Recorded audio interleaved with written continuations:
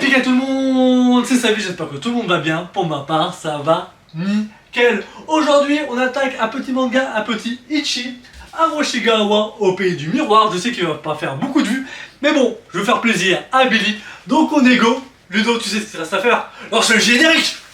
C'est l'heure du...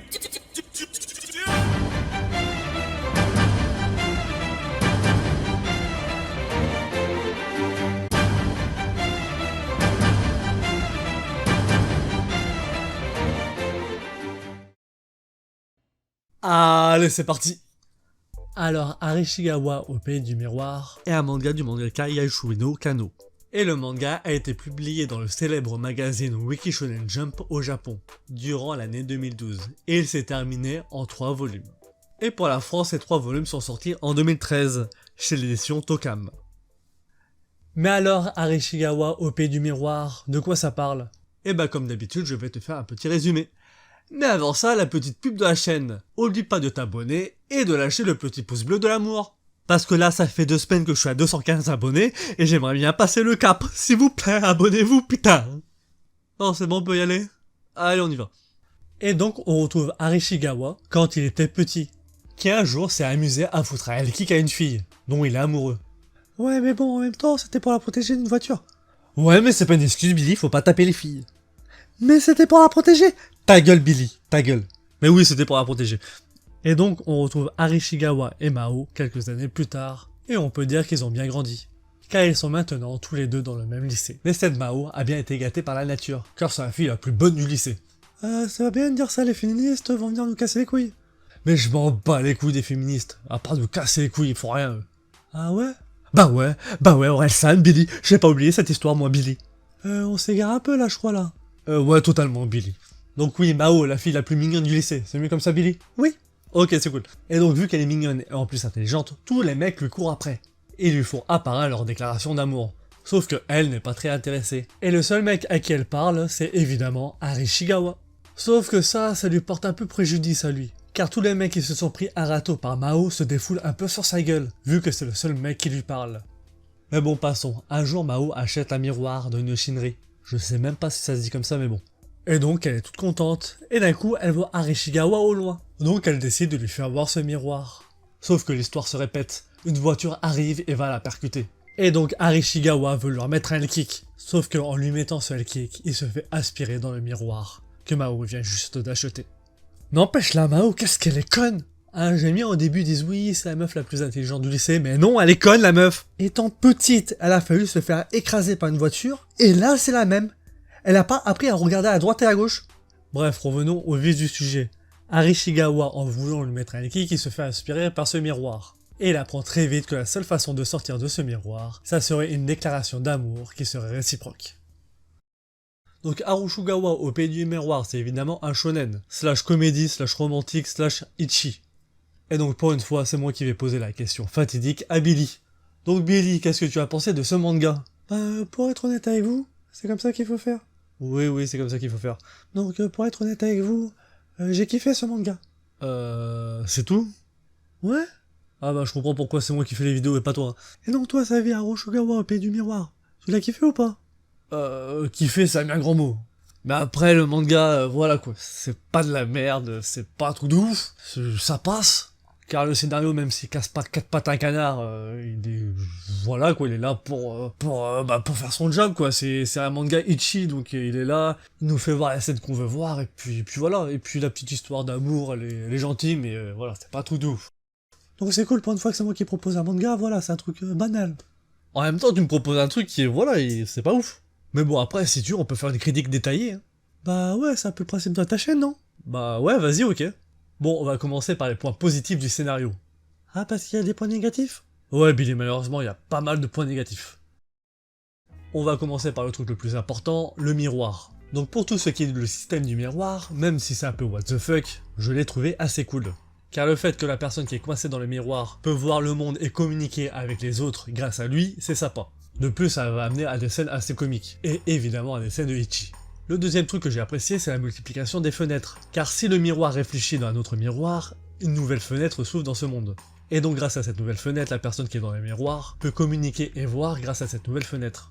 L'autre petit truc que j'ai bien aimé, c'est pour tout ce qui est permutation. Car si la personne à l'intérieur du miroir et la personne extérieure du miroir se touchent entre guillemets, les deux permutent. Donc tu vois que t'as bien aimé? Oui, ça j'ai bien aimé, mais il y a des problèmes dans le scénario. Ah ouais, lesquels? Eh ben le problème c'est que l'auteur se contredit. Car je pense que quand il a créé ce manga, il savait pas trop où aller. Car au tout début, on nous dit que si une autre personne que Mao découvre que Aroshugawa est dans le miroir, il sera bloqué à vie. Et donc quand la meilleure amie de Mao nommée Saki découvre que Aroshugawa est dans le miroir, logiquement il aurait dû être bloqué à vie. Sauf que là non. Le deuxième petit truc c'est le temps. Parce que quand Mao et Aroshugawa voient qu'ils peuvent permuter, Mao lui dit ouais vu que c'est ma faute, c'est moi qui va vivre dans le miroir, et comme ça toi tu peux continuer ta vie. Bon, vu que le héros est un gentleman, il était pas trop pour, et grâce à un pierre feuille papier ciseaux, c'est lui qui reste coincé dans le miroir. Sauf qu'après, au deuxième tome, on apprend que la personne qui échange sa place avec Aroshugawa dans le miroir peut y rester que 1 heure. Et le deuxième truc où là c'est vraiment du n'importe quoi, car c'est carrément entre guillemets le but du manga, c'est pour la déclaration d'amour. Car comme je vais l'expliquer après, la meilleure amie de Mao nommée Saki tombe amoureuse du héros. Et donc elle lui fait sa déclaration. Et lui, un peu plus tard dans le manga, il lui dit moi aussi je t'aime. Donc là, logiquement, il aurait dû sortir. Donc pourquoi il n'est pas sorti? Bon, après je sais que le but final du manga, c'est que Mao et Aroshugawa s'avouent mutuellement leurs sentiments, mais le fait que Saki le fasse avant, et qu'il ne sorte pas, ça n'a aucun sens. Ouais, j'avoue, j'avais jamais réfléchi, mais c'est vrai que c'est un peu du n'importe quoi. Et après, tu vois d'autres trucs négatifs sur le manga?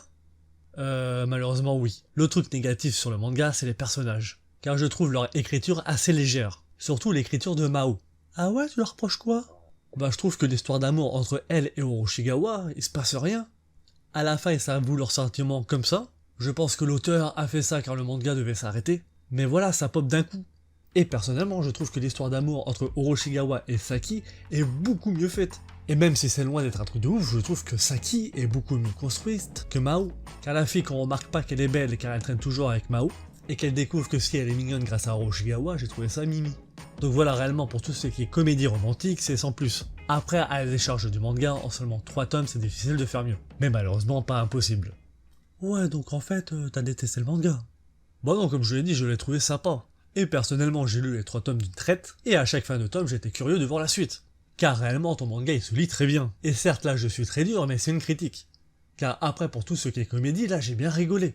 Car les situations avec le miroir est assez drôle. Et aussi le fait que Aroshugawa peut popper à n'importe quel moment est assez marrant. Car vu que maintenant il vit dans le miroir, il a dit à tout le monde qu'il partait faire le tour du Japon en courant. Ça fait que quand il échange sa place avec Mao par inadvertance, ça crée des situations assez drôles. Surtout au début quand Saki n'est pas au courant, car elle le voit apparaître n'importe où et elle voit sa meilleure amie disparaître. Donc elle se met à le courser, etc. Donc voilà, et maintenant on va parler du point clé du manga, pourquoi les gens vont l'acheter. Et d'ailleurs pourquoi toi tu l'as acheté. Je veux bien évidemment parler du Ichi. Donc réellement on est sur un manga de type Ichi, donc les scènes Ichi sont assez nombreuses. Après le point positif c'est qu'on frôle pas l'overdose. Après l'autre petit truc à dire sur les scènes Ichi, c'est que même si elles sortent un peu comme ça, il y a toujours une raison derrière, même si la raison n'est pas folle. Et le dernier petit truc à dire dessus c'est à propos du héros. Le héros dans ce manga est un adolescent. Et donc quand il voit une culotte etc, il réagit comme un vrai ado. En mode d'accord c'est mal de regarder, mais je peux pas m'en empêcher. Et ça change comparé à tous les mangas vraiment Ichi, où les héros principaux sont en mode qu'est-ce qui se passe? Oh, il y a une fille à poil, oh là là, qu'est-ce qui se passe? Je veux un scooter, un iPhone, Donc voilà, quoi dire de plus? Je sais pas trop, on va parler du dessin. Et on va évidemment commencer avec le dessin des scènes Ichi. Donc quoi dire dessus? Les culottes sont bien faites. Oh là là, t'es con! Non, plus sérieusement, toutes les scènes et tous les dessins de type Ichi sont très bien faits. Mais après, comparé à d'autres mangas, on est sur un Ichi assez soft. Car là on va avoir des filles en culotte et en soutien-gorge, mais ça va pas plus loin, certes on voit la forme des filles, mais tout ce qui est téton est caché. Par contre les fesses non. Et d'ailleurs je sais pas pourquoi, est-ce que voir une paire de seins est moins choquant qu'une paire de fesses? Le débat est ouvert. Enfin bref, tout le reste est aussi assez sympa. Car je trouve personnellement le design des personnages assez réussi et assez cool. Car que ça soit le design de Aroshugawa, Saki et Mao, je les trouve très bien réussis. Après pour tout ce qui est émotion là aussi c'est du parfait. Et je trouve les scènes importantes entre guillemets très bien créées, on ressent l'émotion. Et je pense que c'est d'ailleurs pour ça que j'ai bien aimé le manga. Car même si les histoires d'amour sont créées à la va-vite, les scènes émotion love sont très bien créées. Et donc comme je viens de le dire, on ressent parfaitement les émotions. Ça fait qu'on oublie un peu ce manque de scénario quand on voit la scène. Et les deux derniers petits points à aborder pour le dessin, c'est en 1 les arrière-plans. Bon, quoi dire dessus, elles sont assez inexistants malheureusement. Et si c'est pas la première vidéo que vous voyez de ma chaîne, vous savez que je kiffe réellement les arrière-plans quand il se passe quelque chose derrière.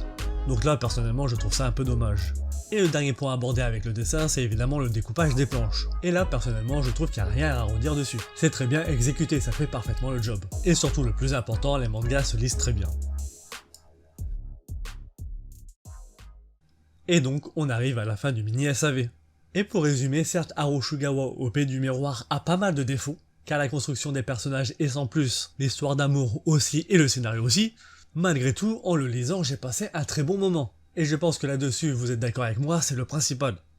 Donc voilà quoi. Avant de terminer ce mini SAV, je tiens à préciser que normalement, si je prends pas de retard, la prochaine vidéo va envoyer du lourd, car ça va être le 20e SAV. Et donc pour fêter ça, je vais parler d'un manga que je kiffe par-dessus tout.